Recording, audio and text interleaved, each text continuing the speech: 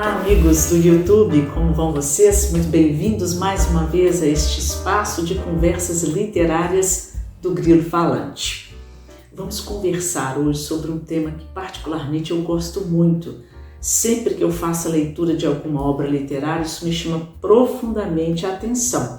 Trata-se da casa.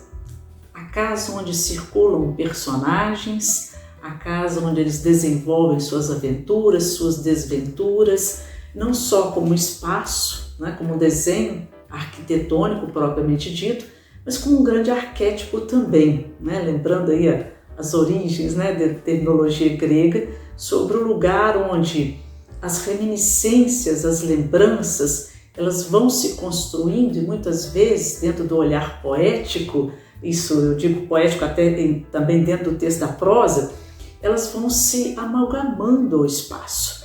Torna-se muitas das vezes em textos de memória, por exemplo, que uma personagem consiga reavivar situações, rememorá-las e às vezes reinventá-las, sem que se utilize desse espaço, sem localizá-la propriamente dito, no que seria também, entre aspas, um espaço físico. Será que é só um espaço físico? Vejamos. Eu vou rememorar aqui uma literatura do século XIX, do início do século, da segunda metade do século XIX, de um autor que é muito querido. Ele tanto abrange leitores, vamos pensar, de uma leitura de natureza mais contemporânea, como também chamou a atenção dos seus leitores à época. É um escritor controvertido, mas hoje eu diria até que ele é pop. Por quê? Desde a sua primeira publicação de contos, narrativas, poemas, um deles muito famoso, chama-se O Corvo, já sabem de quem eu estou falando, Edgar Allan Poe, um mestre da literatura do conto, do fantástico propriamente dito, mas a partir daí já mais de 150, inclusive, películas foram realizadas na filmografia para tratar das suas narrativas, das suas personagens, das suas ideias, olhares os mais diversos possíveis. Então, assim, trata-se de um autor muito amado. Recentemente, eu assisti, eu creio que vocês devam ter assistido também, eu adorei a série Wandinha, e ela não deixa de ter algumas referências de Edgar Allan Poe. Ela tem um gosto por essa personagem, pela literatura chamada gótica ou fantástica, como preferirem, dentro da historiografia literária. Mas pensemos, o que na verdade o fantástico nos traz, propriamente dito. Olha, Todorov ele fala que, um crítico literário, ele fala que o fantástico ele cria um nível de tensão muito grande entre o leitor e o que é narrado, propriamente dito, porque o leitor está sempre sendo questionado a respeito da verificação dos critérios de verdade, de realidade. Isso causa uma tensão psíquica muito grande, um clima, uma atmosfera na narrativa. O fantástico traz essa peculiaridade, é fantástico em todos os sentidos. E há leitores aficionados por esse tipo de literatura. Eu particularmente gosto muito, sempre que tenho oportunidade leio, e eu queria trazer aqui só para trazer um breve comentário, Nós temos outros textos aqui para conversar. Eu tenho uma edição aqui do Poe, essa coletânea de contos dele, Histórias Extraordinárias, e a obra traz aqui o conto que narra, no primeiro momento, uma situação fantástica, é a queda da casa de Usher, que recentemente também sofreu até uma adaptação de um seriado na televisão, nos streamings. E o personagem, o narrador, tem um amigo, o Roderick, amigo de infância, que há muitos anos ele não vê, recebe um convite dele para visitá-lo. Ele estaria numa situação delicada e ele aceita o convite. E era uma família muito enriquecida, morava numa casa, dentro do espaço ali da sociedade em que eles habitavam, uma casa muito grande, chamava bastante atenção, uma mansão, diríamos assim.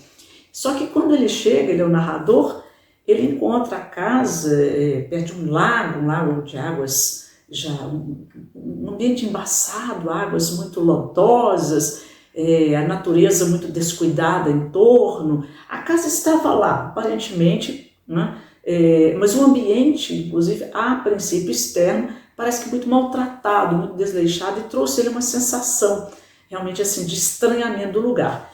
Isso vai se repetir à medida que ele entra dentro de casa, reencontra um amigo que está realmente assim pálido, adoentado, é notável. Ele fala que está vivendo uma situação difícil, porque tem uma irmã gêmea, Madeleine, que sofre de catalepsia, está no estado de morbidez também, dentro da própria casa. E a partir daí eles vão conversar, ele tenta animar o amigo, fazem leituras, conversam sobre, né, seus bons tempos, mas percebe que há barulhos, há sons estranhos, há um quadro que lembra ele. Eu não vou falar muito não, porque senão eu estou constituindo aqui os elementos que vão trazer essa atmosfera do conto e tira, para quem ainda não leu também, né, o prazer da descoberta, que tem que ser uma leitura meio atenta, detetivesca, tensa mesmo, ainda mais porque é um conto, nós sabemos que tem um mistério ali, não é? E ele fala, aqui num minutinho só, que eu vou mostrar para vocês, ele fala assim, olha, durante um dia inteiro de outono escuro, sombrio, silencioso, até a época do ano, né, em que as nuvens paravam baixas, opressoras nos céus, passava eu a cavalo sozinho por uma região singularmente monótona, e quando as sombras da noite se estendiam, finalmente me encontrei diante da melancólica casa de Usher. E aí ele introduz, né, o clima do conto, mostrando que ele está chegando, aquela casa melancólica, e ele vai trazendo todos aqueles elementos. É um conto extraordinário, né? Como eu disse anteriormente, sabemos bem que o conto ele tem um enigma que precisa ser solucionado ou não, apenas apresentado para causar toda essa sensação de estranhamento no leitor, não é? Porque requer muito dessa ampliação do imaginário, mas estamos aí num período em que muitas das questões do cientificismo começam a surgir e a confrontar esse mundo gótico, né? Esse mundo do mistério, do indescritível, do indecifrável. A ciência vem trazer novas luzes, mas ainda assim permanece essa narrativa trazendo essa tensão muito grande. Vou deixá-la um pouco aqui como um convite, tá? Um convite. Agora eu vou passar aqui para uma narrativa do século XIX, que todos vocês já conhecem, é um autor que nós estamos sempre fazendo referências a eles, né, que é Machado de Assis. Nada gótico, Machado está no século já, né, virando século XX, iniciozinho, bem início dele, finalzinho do século XIX, século XX, a literatura realista dele vai, né, surgindo, ele vai escrevendo desde Memórias Póstumas e Brás Cubas, e passa pelo Quincas Borba. E Quincas Borba é uma personagem que aparece no Brás Cubas, vocês devem se lembrar, é um filósofo meio malucado, cria lá a teoria do humanitismo, e aqui nós vamos encontrá-lo na velhice com vamos chamar de pupilo, que é um cuidador dele, um professor muito simplório, a quem ele repassa os seus conhecimentos sobre a sua filosofia do humanitismo, né, como uma força que migra, né, para os seres, que vai dando continuidade à vida daquele que é o mais forte naquele momento, mais adaptado às circunstâncias. Vocês estão percebendo aí algumas nuances aí de algumas teorias científicas, né? Bem, e ele escolhe Rubião, né, um indivíduo que psicologicamente frágil, que talvez não estivesse em condições, tanto que ele reconhece que ele não seria o melhor, mas é quem ele tem a mão ali, que ele está morrendo, e ele morre, deixa uma herança enorme, né, que ele era muito rico, para o Rubião, e o Rubião decide sair de Barbacena, onde estava, e ir para a capital, né, para o Rio de Janeiro, para viver como um homem abastado, um capitalista, né, recém-chegado àquela capital, e lá ele encontra amigos que na verdade vão se tornar nem tão amigos assim, não vou contar também, não vou dar spoiler para quem não leu. O fato é que ele vai viver alguns anos e devido a uma série de adversidades, relações problemáticas, ele acaba adoecendo e morrendo enlouquecido. Mas na medida em que ele enlouquece, aqueles amigos vão colocá-lo dentro de uma instituição e a casa dele, o palacete que ele, né, inicialmente tinha, dentre toda a sua fortuna, havia esse palacete, que antes era bonito, lá no Flamengo, né, aquela coisa bonita. Aí essa casa começa a entrar em ruínas, abandono total. E vai ser visitada por uma, aspas, amiga, que é a Sofia, esposa do padre, que é o sócio que vai, né, dilapidar um pouquinho a fortuna dele, e junto com Dona Fernanda, uma senhora que tem intimidade com ele, mas resolve ir lá numa atitude assim, amiga, visitar a casa, ver se podia fazer alguma coisa. A descrição da casa aqui, já mais ao final da narrativa, é algo peculiar, né? É Machado de Assis, e que ele naturalmente faz um paralelo de toda a ruína psicológica, não só econômica, social, moral daquela personagem, mas também a sua ruína psicológica em decorrência de todos esses fatores associado ali à própria casa. Esse tipo de abordagem é comum, não é? Entre aspas, comum na literatura, nós estou dizendo comum, encontramos recorrentemente em várias obras literárias, como que a casa acaba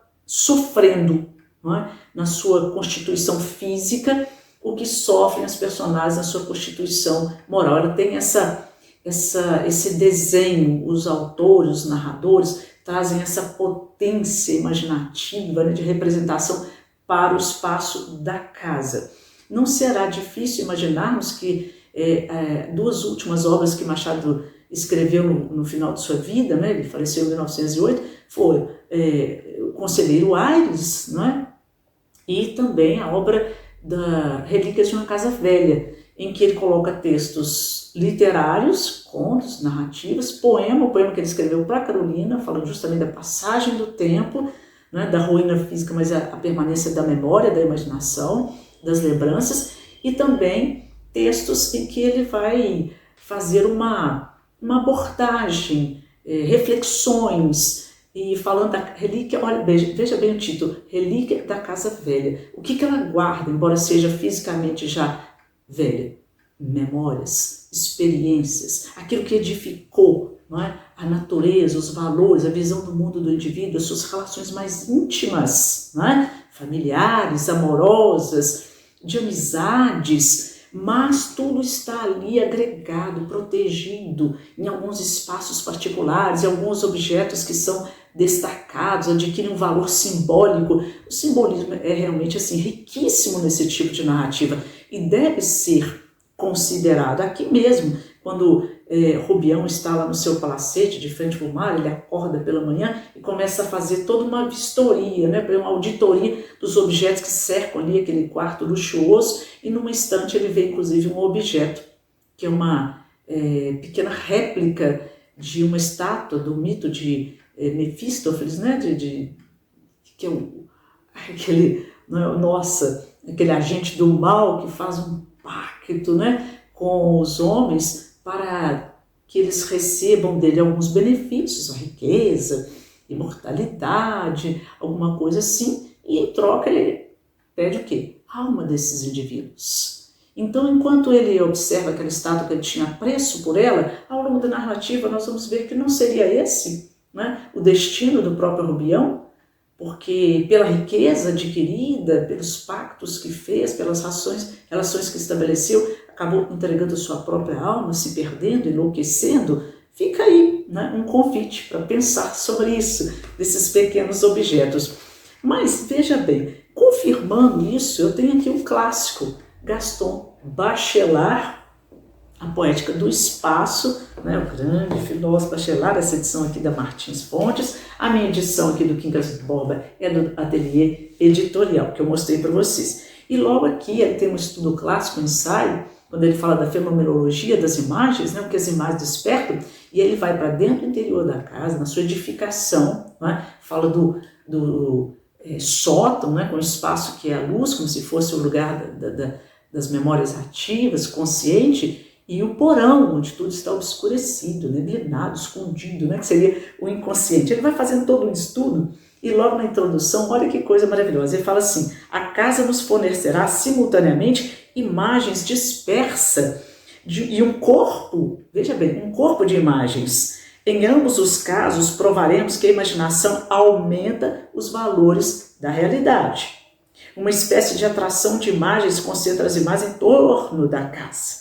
Através das lembranças de todas as casas em que nos encontramos abrigo, além de todas as casas que sonhamos habitar, é possível isolar uma essência íntima e concreta que seja uma justificação do valor singular de todas as nossas imagens de intimidade protegida. Eis o problema central. E ele vai discorrer sobre isso, nos trazendo novas luzes, né? E ele fala que devemos realmente explorar para tentar todos os espaços da casa, todo o simbolismo que ela agrega, para tentar fazer aí construir a nossa noção de casa mais particular. Né? A casa adquire uma ânima, né? Uma alma, e ela precisa ser desvendada. E aí, por fim, ele fala, em suma, na mais interminável das dialéticas, o ser obrigado sensibiliza os limites do seu abrigo, né? E da vida mesmo, ele toca, ele sente, vive a casa em sua realidade e em sua virtualidade, através do pensamento, dos sonhos, da imaginação, e assim ele vai, né? E aí ele fala que aí são resgatadas memórias, que ele fala que é uma paisagem longínqua, né? Que está lá nos primórdios e que vai se coadunar à imaginação. Sempre que se traz, quando se fala da casa, nós temos como leitores, né, a condição de pensar o que mais está ali, é a realidade ou é algo que foi suposto, né, desejado. O elemento do desejo também entra como ingrediente fantástico. E por último, para adiantarmos aqui a nossa conversa, eu tenho aqui também um texto contemporâneo agora de um autor maravilhoso, Ratum, né, que já está com mais de 80 anos, um autor muito prestigiado na literatura brasileira, considerado dentre os autores vivos, né, um dos mais proeminentes, que vem trazendo, essa aqui é uma obra dos anos 2000, né, uma obra, portanto, recente, Dois Irmãos, e é uma obra tão bacana, porque ele é descendente de libaneses, ele é amazonense, e habitando em Manaus, ele trouxe nessa obra, ele fez todo um percurso, né, desde o início do século XX até os anos 70 do século XX, quando Manaus estava no final do processo ali bem proeminente, né, da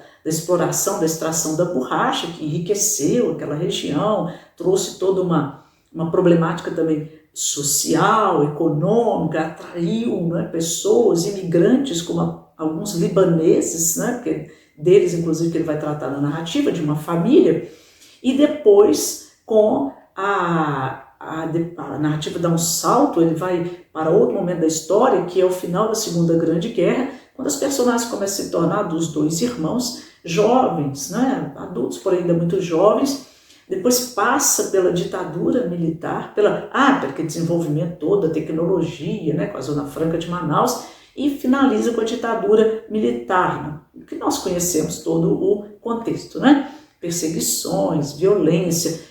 A questão é, a família libanesa herdou, os dois jovens se casaram, a moça, não é, a Zana, herda do pai um comércio bem sucedido, o Halim, seu marido, vai desenvolver, depois os filhos crescem, uma das filhas vai administrar os bens. Eles são tidos como pessoas queridas naquela sociedade, muito bem sucedidas, transitam não só do espaço da casa, mas também para o espaço da vida ali, tanto do comercial, daquele complexo comercial, da periferia também de Manaus, e vamos ver toda aquela linhagem, né, de habitantes que foram sendo retirada do seu espaço para o desenvolvimento da cidade, foram sendo relegados, né, deixados de lado, a marginalização toda, e a casa como centro da experiência, muitas vezes trágica, daquela família, porque os dois irmãos são conflitantes, não é? E assistindo, como se fosse uma grande testemunha. Mas como uma família que é de imigrantes e foi abraçada pela cidade, ali se localizou, ali se desenvolveu, ali se formou em muitos laços afetivos, muita passionalidade, laços muito fortes, a casa virou como um grande sustentáculo. Cada pessoa da casa tem o seu espaço, ali, o espaço da zona de oração, o espaço do Halim, onde ele sentava na sala, o quarto dos filhos, o quarto da filha, todos os ambientes da casa guardam segredos, guardam paixões, frustrações, sonhos, tudo ali está agregado naquele espaço. Até o momento em que a narrativa vai dissolver aquelas relações familiares e a casa vai passando também por transformações até ser modernizada e perder suas características. Eu acho muito bacana que o Ratum fala aqui no título Dois Irmãos, priorizando naturalmente a relação dos gêmeos, que é conflituosa, mas logo na epígrafe ele coloca um poema, não menos, um trecho de um poema de Drummond, maravilhoso Drummond, que tem toda essa poética da memória, do espaço, né? lá em Itabira, depois o espaço da cidade do Rio de Janeiro. Drummond também é muito afeito, né, aos detalhes do espaço, na construção de imagens poéticas maravilhosas, e aqui ele coloca o seguinte: a casa foi vendida, quando a casa foi vendida por um grande comerciante indiano no final da narrativa, e, portanto, descaracterizada, né? A falência dos valores da vida, daquela história, daquela genealogia toda. Ele fala: a casa foi vendida com todas as lembranças, todos os móveis, todos os pesadelos, todos os pecados cometidos ou em vias de cometer. A casa foi vendida com seu bater de portas, com seu vento encanado, sua vista do mundo, seus imponderáveis. E eu acho que além aqui dos objetos, dos detalhes que ele vai alencando aqui, o mais interessante é ele falar sua vista do mundo, seus imponderáveis. Porque só aqueles que habitam a casa por um certo tempo é que são capazes de perceber e de dimensionar a importância ali do simbólico. E eu fecho mencionando aqui um outro clássico de Machado, que é o Dom Casmurro. Quem não se lembra, né, depois de da história, né, de Bentinho, com a sua inquestionável e enigmática Capitu, a Capitolina, né? Se traiu ou não traiu Bentinho, vou entrar nem nesse mérito aqui agora não, todo mundo conhece a história, sem ler o livro tem gente que conhece a história. Mas vejamos, quando ele inicia a narrativa, ele fala de um projeto dele, de reconstituir no engenho novo, olha os nomes, né? A casa da Rua de Matacavalos, que é onde ele viveu a sua infância, quando a mãe se mudou do interior para a corte e tornou-se vizinho de Capitu, conhecendo Capitu, e ali iniciou todo o amor, toda, né, aquele idílio, né, de adolescentes, depois de jovens, depois de adultos e tudo que aconteceu. E ele fala que realmente ele decidiu construir detalhe a detalhe, do coração, tudo, da rua ali de Matacavalos. Ele deu essa instrução para os hoje tá difícil, construtores, para atar as duas pontas da vida, para entender na velhice todo o processo que ocorreu ao longo da sua vida, principalmente na relação de Capitu, que mostra ali, né, a relação dessa vizinhança entre esses espaços. Mas depois ele mesmo diz que é um projeto frustrado, porque não é a mesma casa, né? É um simulacro, né? É apenas um simulacro, como diria Bachelard, mas o que ele fala é que o que ele estava tentando fazer seria frustrado, que seria como colocar tintas, né, num bigode já de um homem envelhecido, mas ele sabe que é só a exterioridade que foi renovada, porque a interioridade continua ali com a sua verdade. O tempo passou, né? Aquela concretude se perdeu, mas as impressões continuam, o simbolismo cresce, e dentro de toda essa performance surgem narrativas, surgem poemas, surgem obras de arte fantásticas, tendo essa agregação do espaço da casa.